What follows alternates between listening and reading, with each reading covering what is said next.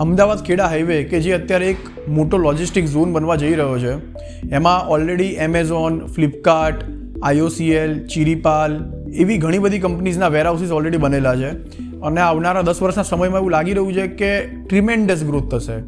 એ જ રીતે જે હાઈવે છે, જે લોજિસ્ટિક ઝોન છે, એના કનેક્ટેડ જે પણ એરિયાઝ છે એ બધાનો ગ્રોથ એટલીસ્ટ 5 to 10 ટાઈમ્સ જશે આવનારા 5 થી 10 વર્ષના સમયમાં.